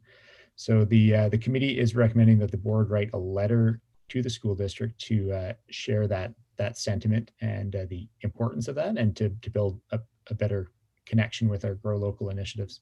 And there's some more background in the report there for you. Thank you. Thank you. Director Shannon. I'm happy to move this motion. Would you like it read out? Yes. Okay, I will move that the Board of Directors write a letter to School District 70 sharing information about the ACRD's agriculture initiatives and offering support and encouragement for the school district's involvement with school garden programs. Do we have a seconder? Thank you, Director Cote. Any comments? Director Haggard, and then Director Shannon. Thank you, Mr. Chair. I'm supporting the motion, but one thing I'm concerned about, if you send it now, I think the school district and the teachers are very overwhelmed right now. May I suggest that we postpone writing the letter for maybe 4 to 6 weeks and let things kind of settle down for them? I'm afraid if we send it out now, the letter is just going to get fallen through the cracks and may not even get noticed. Thank you. Thank you. I think Director Shannon is next. Well, I was just going to make a comment how this topic came up as part of the Hewlett School Garden, and we just wanted to be supportive of, we realized that there was conflict and issues there, but just wanted to be supportive in general of school gardens as a whole. In regards to Director Haggard's comment, I don't know if postponing it's going to be effective or not, but that's up to everybody. Yeah, what we may want to do though is maybe check in with them once more with another letter or some sort of contact within a month or a month and a half though. So send this letter, but then check in to make sure that it hasn't been forgotten. Director Roberts, and then Director Cote, and then Director Osborne. Yeah, I just would like to say that I really support this initiative. I was involved with a similar program in Vancouver for downtown east side schools, converting gravel fields in areas to support gardening, which we planted and got the kids involved in the school. And some of the kids, when you would ask them where the carrots come from, they'd say Safeway. So then they got to learn a lot of the plants that we planted, raspberries and things like that. They got pretty excited about it, and they actually ate them before they turned red. So it's a really good initiative, and it really gets the kids involved, and it's really important. So again, I really support this. Thank you. Thank you for that. I have Director Cote and then Director Osborne. Thank you. Through the chair, I think that this is an important strategy and support that's coming from the regional district to our education provisions for children. And it's not to initiate anything at this moment, but it's to offer our support and encouragement for school districts to get involved with school gardens. And just I think knowing that we're there for support moving forward. It's not that we're saying that schools should start as soon as they open right now. I know that there's going to be a lot of issues, but gardens are quite healing, and I think that it's a good thing to be providing. I think there's going to be a lot of anxiety with students and teachers and families, and I think gardens are a wonderful addition. Thanks. Thank you. Director Osborne. Thank you. Two things. First of all, I just wondered if Director Cole has any new information that you might know about the garden situation in Ucluelet and whether access was achieved there. Or? some kind of resolution was? No, so they did try to appeal to the school district, but because of the construction and the blasting and everything that had been going on in the area, they said it was a hard no, that they were making sure it was getting watered, because that was what it looked like. All the efforts that had been put in over the previous years were all going to be for naught, and they'd be starting over fresh again when they could access it. So we were ensured that it was going to be taken care of in minimal, that it wouldn't all let die, but absolutely it was no, we could not access it. However, I had a conflict of a schedule yesterday with our council meeting, so I missed the PAC Zoom. So unless something came out last night that I'm unaware of yet, I haven't had an update on last night's PAC meeting, but that is the latest that I know. It was a hard no. Thanks. And my second point is, I mean, I very much support sending this letter. And I wonder if the Agriculture Development Committee discussed how it might be able to support the school district, or if it would be appropriate in the letter to offer that. So I'm very involved with the Tofino Community Food Initiative, and we run a school garden at the Wickenanish Community School in Tofino. And I think one of the reasons why it's been very successful is the TCFI provides a lot of support to the school, so that it takes a load off their hands, and they don't, they're not expected to do a lot of things. And the communication is also really excellent, which helps a ton. And, if there's a way that the regional district or the committee can help support the school district in whatever it needs to feel more comfortable about what could take place at all the schools in School District 70, that would be a great thing to add to the letter, in my opinion. Thank you. Okay, thank you for that. So it does seem like the motion has offering support. So if we're understanding that, that could probably fit in there.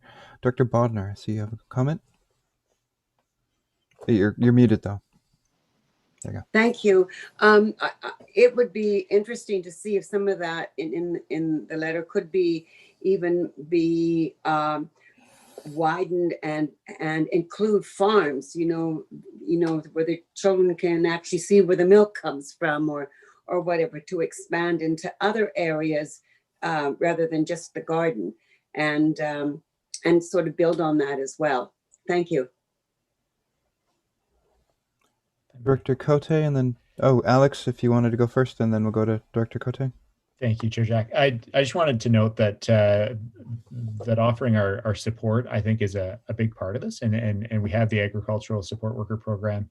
That is a main role for Heather Shobe is to be out in the community engaging in these. And I also wanted to point out that Rosemary Buchanan, is a school district trustee, and she actually sits on the Agricultural Development Committee as well, and she's a real advocate for school gardens, obviously, and any of the food security initiatives that we have. So we will certainly continue to rely on Rosemary's expertise within the school district, and just offer any support and encouragement that we can.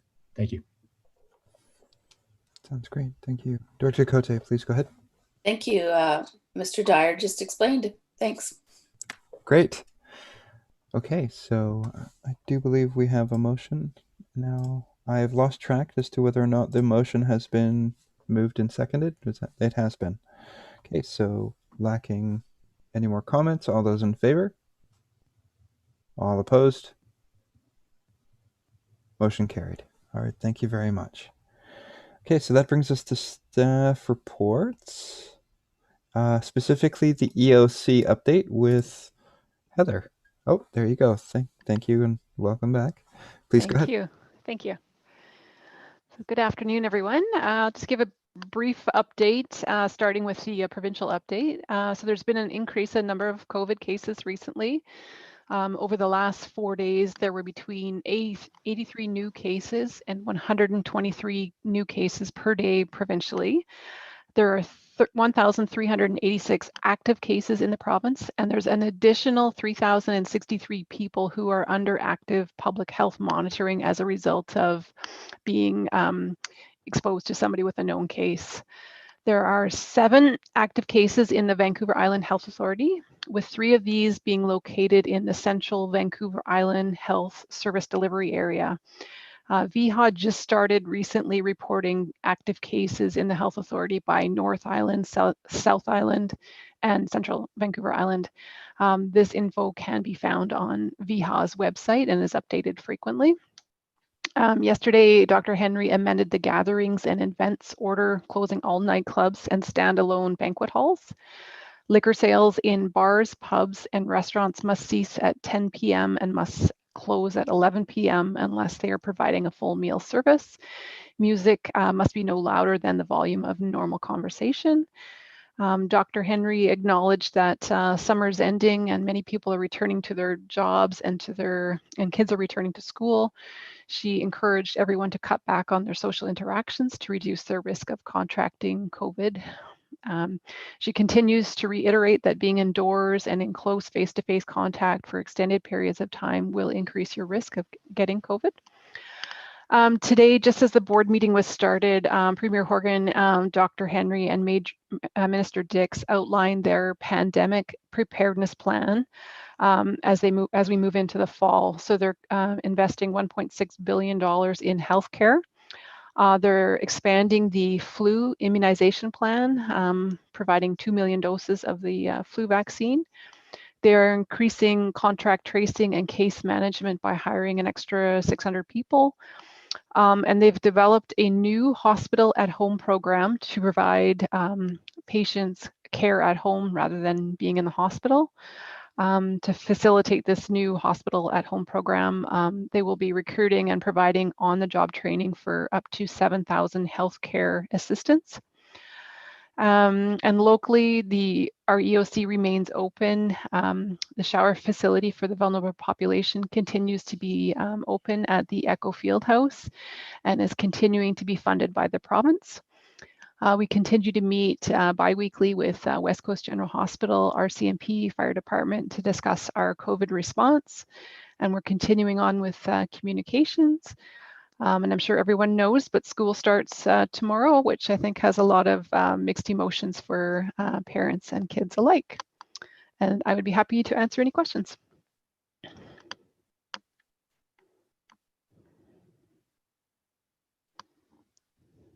Any questions or comments?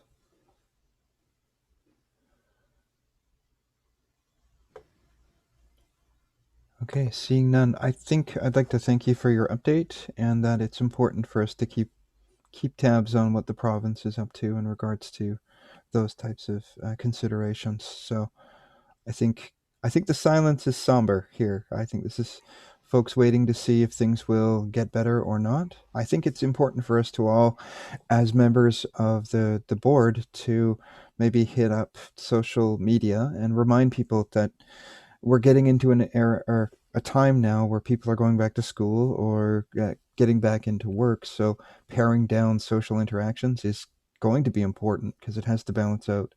And that's no guarantee either, especially if we're just unlucky. So we'll see how that all goes. Thank you for the update, Heather. And we'll continue to ensure that we're paying attention and communicating what makes sense. Okay, so would anyone like to move that we receive the staff reports or pull other things out? So Director Roberts and then Director Beckett.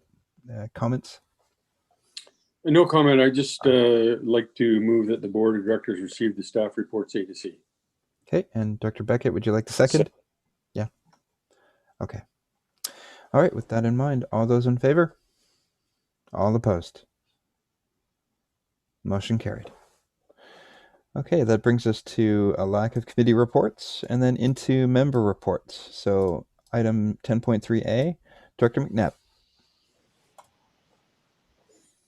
So my only report is that we have a strategy meeting in October. I believe the date's the 16th. And I really am going to need direction from the board with regards to our previous discussion on appropriation. And so we're going to have to do that likely in an in-camera meeting coming up. But I really need the board to be thinking about this and give me some marching orders that I can actually react to. So that's that. Thank you. Thank you. Next up is the Vancouver Island Regional Library, Director Cote. Just that libraries continue to open and providing more service. Thank you. The Alberni Valley Chamber of Commerce. Dr. Minions is not here. Dr. Haggard, are you able to present on that? Or if there's no report, that's fine. The chamber usually doesn't meet during the summer, but I know that been working really hard on trying to make McLean Mill a success. As you know, they did get the contract from the city. And I haven't been out there for the summer. I went out to the open house at the beginning of the summer, but I've heard there's lots of people out there walking around. They've got some great things at the gift shop. So if you haven't been there yet, go have a look, go visit the gift shop, walk around and see the new things that they've done out there. Thank you. Great, thank you. West Coast Aquatic, Director Osborne. No report. AVICC, Dr. Cote.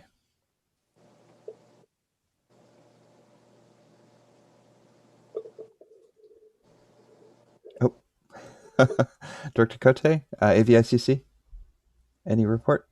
AVICC will be piggybacking on UBCM. So there was a notice that was sent out yesterday, I believe, that if you're not attending UBCM, please register for the AVICC. You have to, there's instructions there, have to send in your information so that you can vote for our executive for AVICC.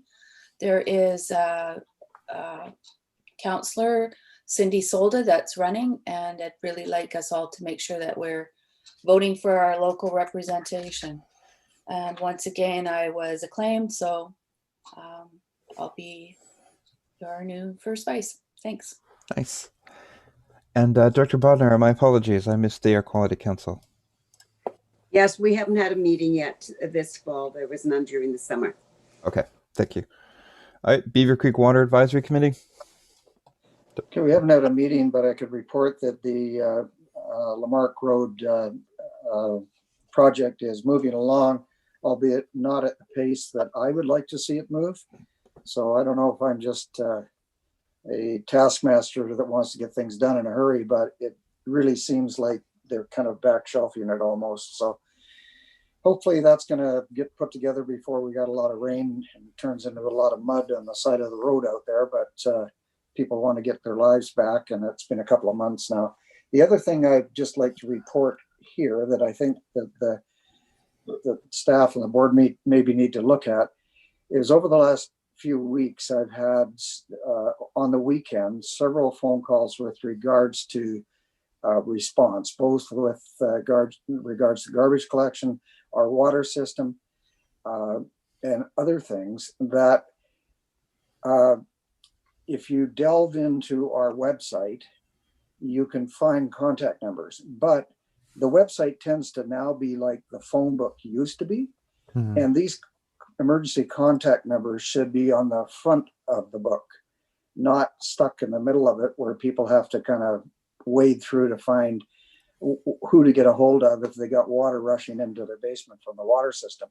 So I'd really like to sort of put that forward, maybe have staff look at that website and consider putting all of the contact numbers for the services that we provide on a front page in very clear block lettering. That's it. Thank you. Great, thank you for that. And West Island Woodlands Advisory Group, back to you.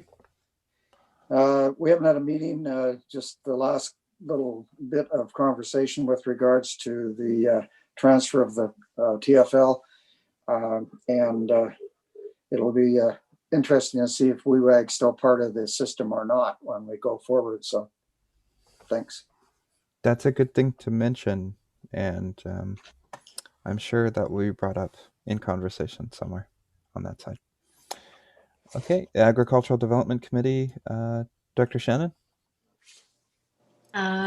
Before I report on the August meeting, I was not able to attend our last board meeting. So did Director Cote give an update at that one?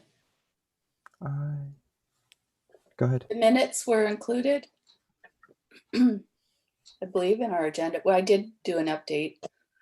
And all we have to report at this time is there's a meeting next week and that the letter request for going to the school district 70 has been passed. So that would be all I would report. Meeting next week. And go ahead.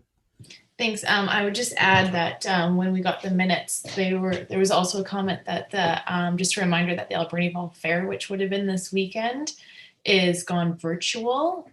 So if people go to the website or they have a Facebook page, they've also got the raffle still going for a vehicle, and I think they're struggling on ticket sales. So they're trying to get people to spread the word or buy tickets as much as they can for the Fall Fair car this year.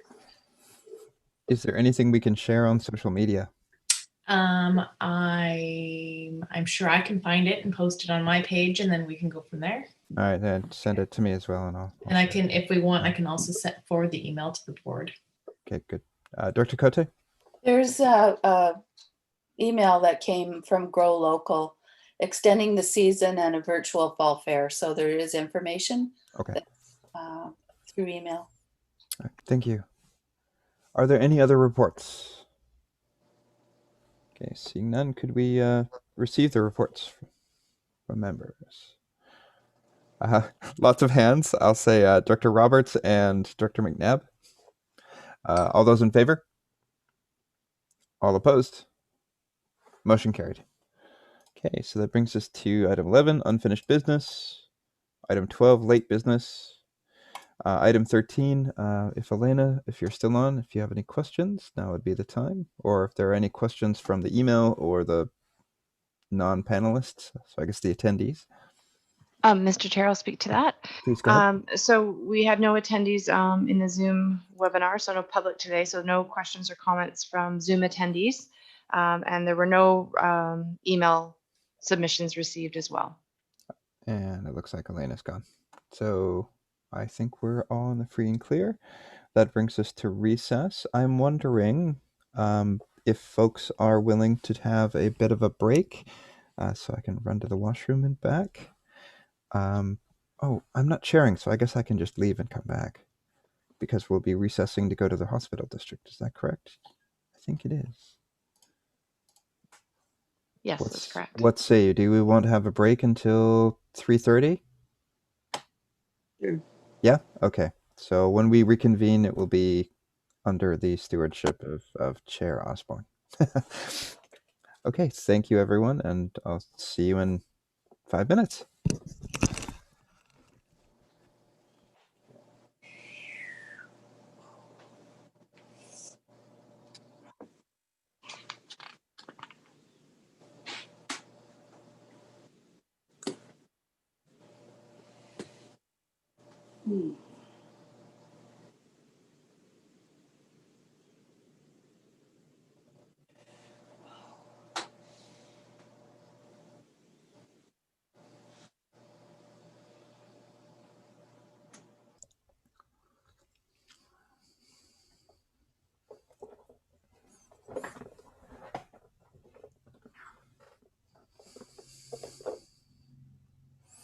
Are we mostly back? We just did a moment. Diane and Kirsten and Alan. And Kel.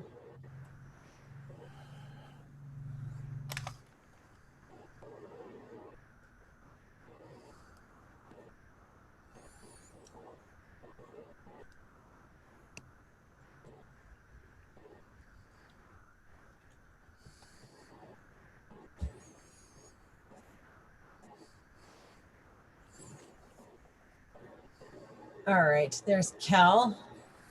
I see him in the edge of the picture. I think we can get going.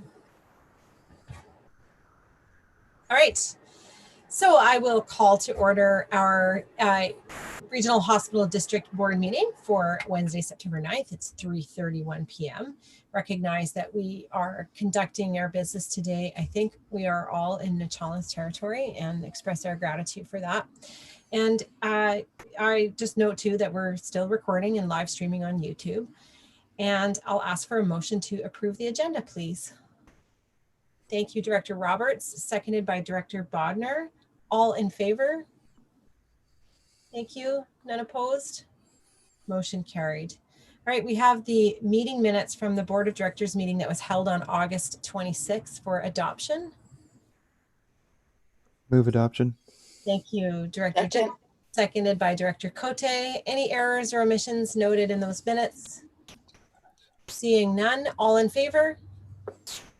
Thank you. Hello, I had a question. Motion carried. Yes, go ahead. Okay, there was question is, was there any follow-up to contact West Coast General Hospital for a report? Thank you.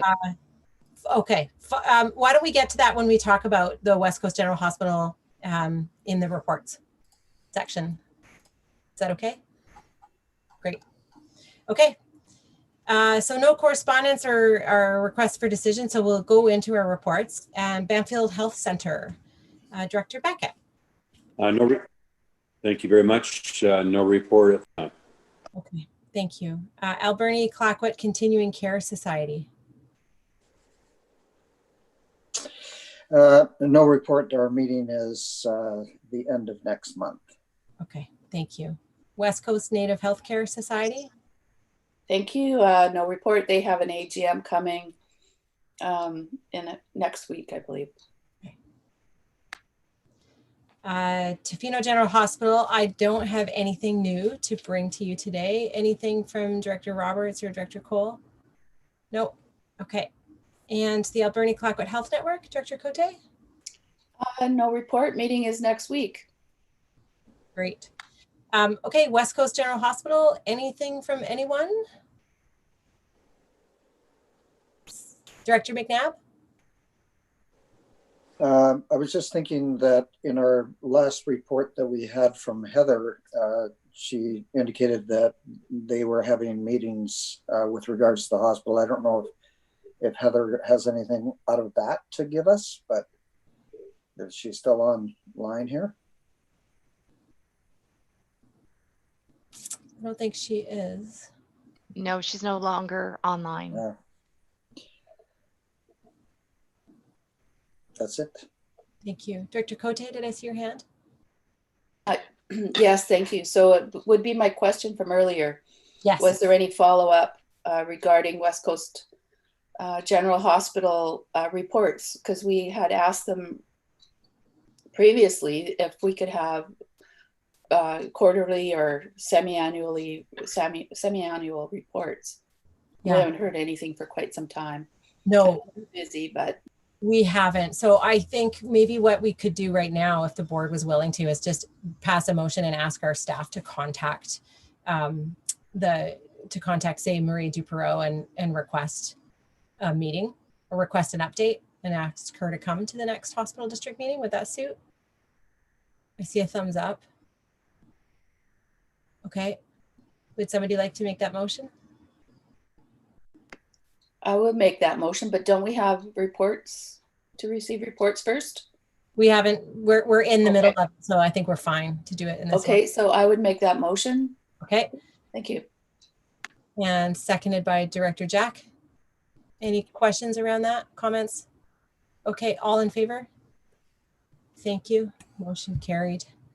And is there any other report or any other business for the Regional Hospital District that's not done? Yes, Director McNabb.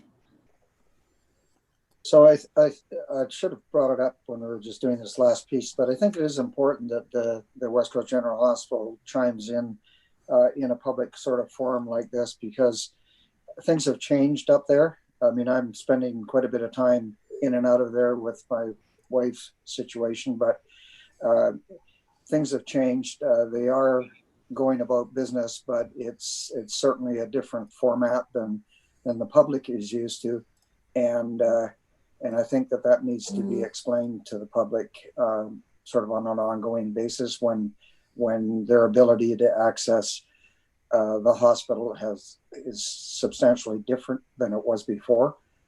So you're taking somebody in there to emergency, you're not staying. And so your support for them has changed substantially. If you're going to get blood work done, there's different protocol. So it would be good that the public were able to hear it from them. Thank you. Thanks. That's great. And I think I would add that it would be great if whoever is able to come from Island Health is able to speak about both of the hospitals and other services too. So certainly the situation is the same at Tofino General, where the policies and practices are quite a bit different. It feels quite a bit different when you go there. Okay. Anything else? A motion to receive the reports then, please. Thank you, Director Roberts and Director Shannon. All in favor? Motion carried. That's it. So unless there was any questions, I don't think there is, because I don't know if there are members of the Madam Chair, no, there were no questions received from the public. Thanks, Wendy. Okay. Motion to adjourn. Thank you, Director McNabb, seconded by Director Jack. All in favor? Thank you. Motion is carried. Back to you, Director Jack.